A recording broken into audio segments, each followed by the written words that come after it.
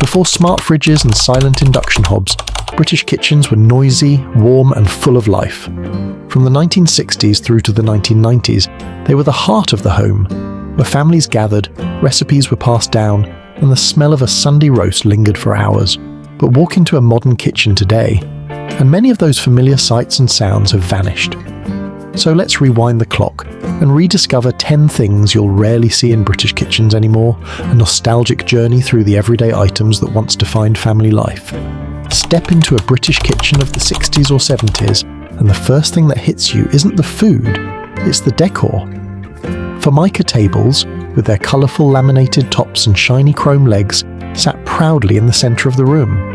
They were where kids did their homework, where families ate tea, and where countless cups of PG tips were shared. Underfoot, lino flooring with bold, often slightly questionable patterns, stretched wall to wall, bright oranges, yellows, or faux tile designs that somehow always ended up slightly curled at the edges.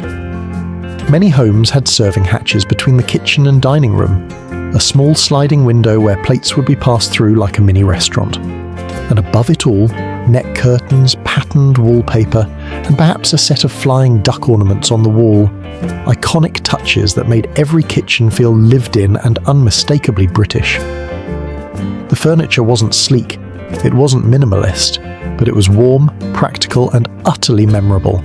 Just one glance at an old Formica table, and you're back in Nan's kitchen, waiting for the kettle to boil. Before electric kettles took over, the kitchen soundtrack included one unmistakable sound: the whistle of the kettle on the stove.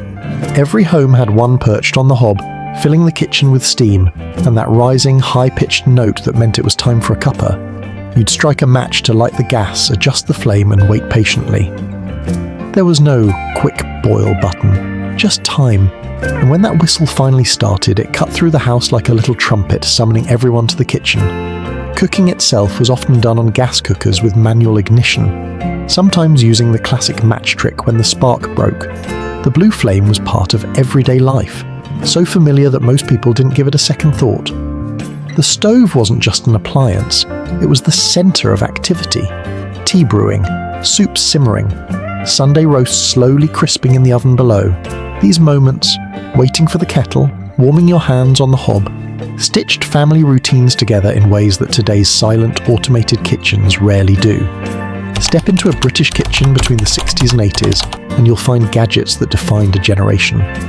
On many countertops sat the teas maid, part alarm clock, part tea maker, ready to brew a morning cuppa before you'd even left bed.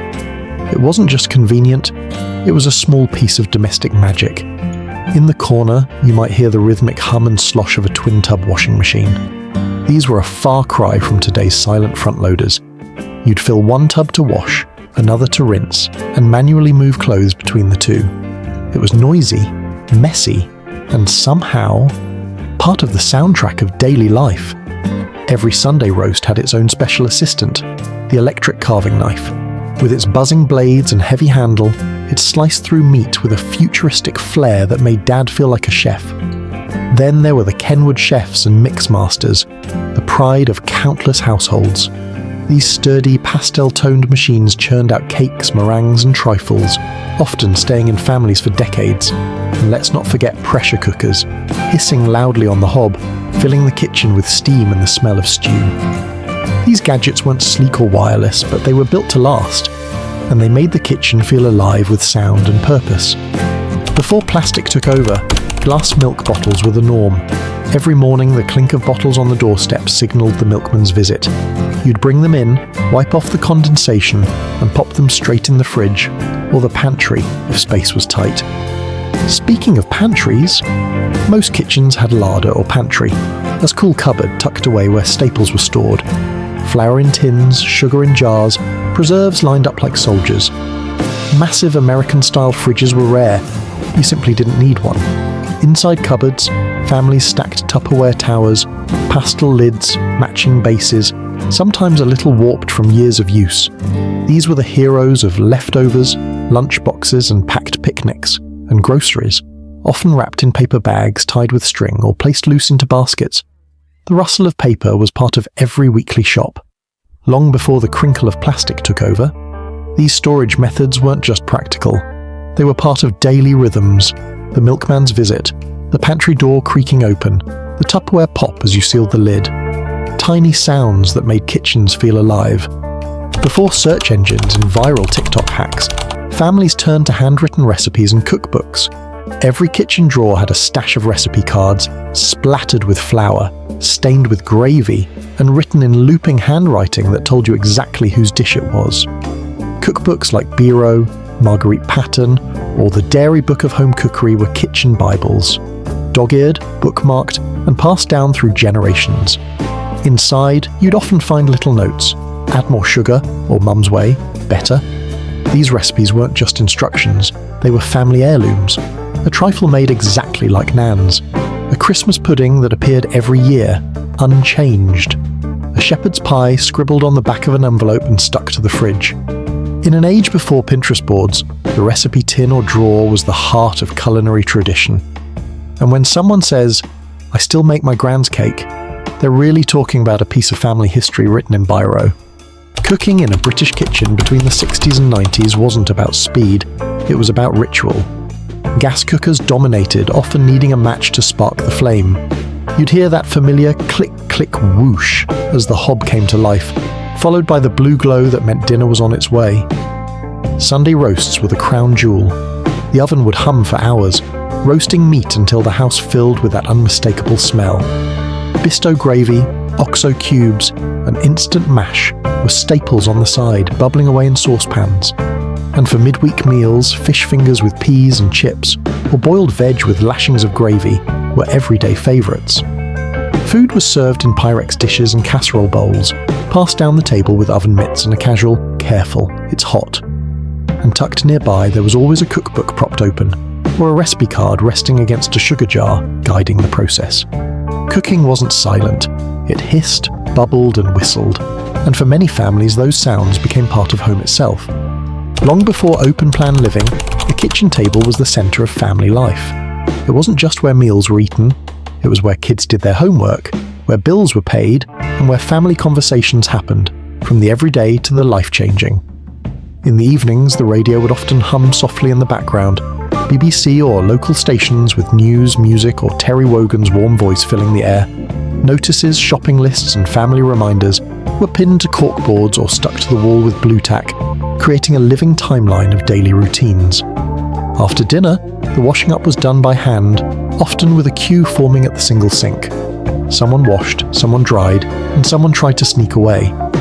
There were no dishwashers humming quietly, just clinking plates, the swish of a sponge and chatter. And at the heart of it all, the cup of tea moment.